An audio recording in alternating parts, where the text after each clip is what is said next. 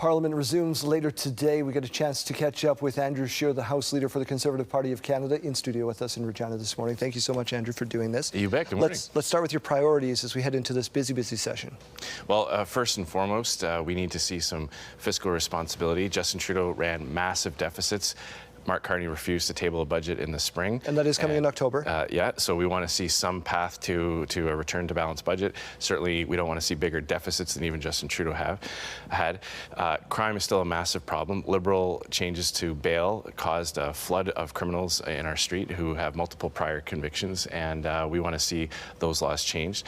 And we're going to push Mark Carney to actually deliver on big projects. In Saskatchewan, there's a lot of people that are still out of work in the steel sector, the oil and gas sector. We were hoping that he would do what he promised, move quickly to get big things built. It's been a pretty disappointing summer for that.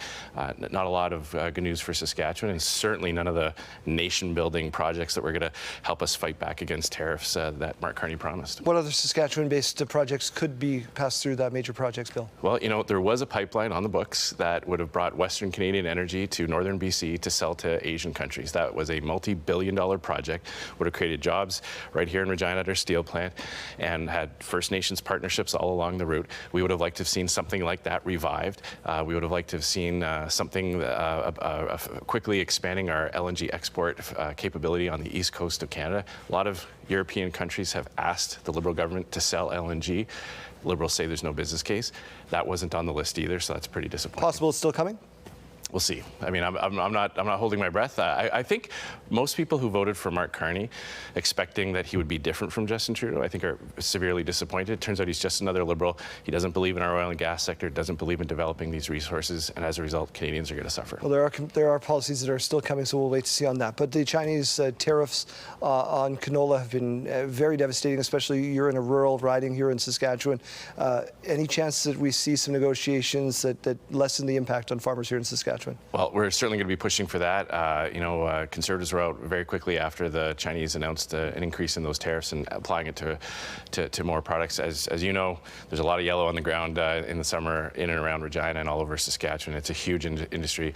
I think it was Scott Moe pointed out that the canola industry is worth more, $63 billion or $43 billion. It's worth more than steel, aluminum, and the auto sector combined. So that's something that we were very disappointed it took the Liberal government so long to react to that. That's something else we're going to be pushing for in the fall is support for our canola producers and a strategy to get rid of the tariffs. I wish the Prime Minister was engaged on this particular file, but once again, whether it's Saskatchewan's oil and gas or Saskatchewan's ag sector, the Liberals have just never shown that kind of support for them. How about wildfire relief, before I let you go? Obviously, this is a devastating season. A lot of people are calling for a national task force. Yeah, absolutely. It's not just about the relief after a wildfire happens, it's better forest management.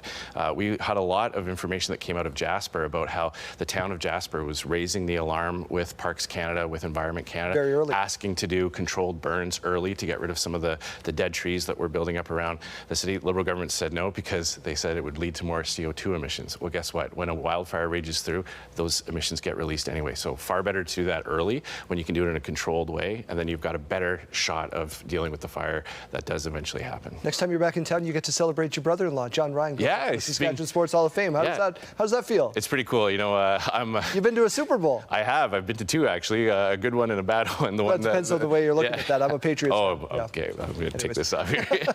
No, it's going to be very exciting. You know, it's kind of neat to be married into a Saskatchewan football family like the Ryans, and he's been a great booster of local sports here and Regina Minor football. He came back and played for the Rough Riders after a great NFL career, so it's going to be great to see him inducted into the Saskatchewan Hall of Fame. He certainly deserves it. Good luck in session, and we'll see you back here on the 21st when we do induct John into the Saskatchewan Sports Hall of Fame.